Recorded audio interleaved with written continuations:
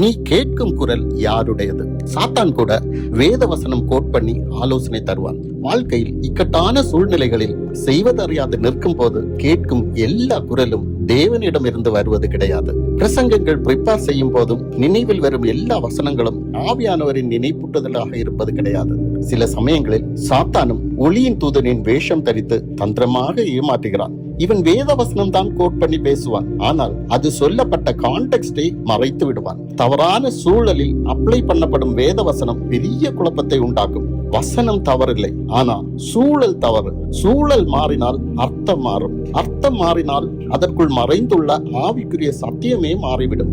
இயேசுவிடமும் இந்த வார்த்தை விளையாட்டை சாத்தான் அரங்கேற்றினான். அவர் தேவாலய உப்பரிக்கையில் நிற்கும் போது குதிக்க சொன்னான். கூடவே சங்கீதத்திலிருந்து வசனத்தையும் கோட் பண்ணினான். அவர் தம்முடைய தூதர்களுக்கு கட்டளையிடுவார், அவர்கள் உன் பாதம் கல்லில் இடராதபடி தங்கள் கரங்களில் உன்னை ஏந்தி கொண்டு போவார்கள் என்ற வசனத்தை குறிப்பிட்டான்.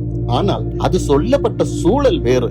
உன்னதமானவரின் மறைவில் இருந்து அவருடைய வழிகளில் நடப்பவனுக்கு தேவன் கொடுக்கும் பாதுகாப்பை பற்றி கூறப்பட்ட வசனம். ஆனால் சாத்தான் அதை கோட் பண்ணி தேவனை டெஸ்ட் பண்ண தூண்டினான்.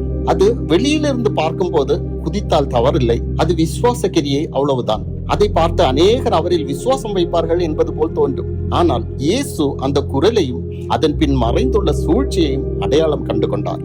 ஆனால் பலர் இதை அடையாளம் கண்டு கொள்ள தவறுகிறார்கள். தவறான சூழலோடு கனெக்ட் பண்ணி போதிக்கப்படும் வசனம் தவறான போதனையாக மாறுகிறது. வார்த்தையில் மறைந்துள்ள ஆவிக்குரிய கருத்து கவனத்தில் கொள்ளப்படாமல் போய்விடுகிறது. இதனால் தான் தங்க நகை அணிபவர்கள், முடியை பின்னி சிங்காரிப்பவர்கள், கலர் டிரெஸ் போடுபவர்கள், முடிக்கு கலர் அடிப்பவர்கள் எல்லாம் பரலோகம் செல்ல மாட்டார்கள் என்பது போன்ற தவறான போதனைகள் உருவாகுகிறது. இது கிறிஸ்துவின் சரீரமாகிய சபையின் ஒருமைப்பாட்டையே கெடுக்கிறது.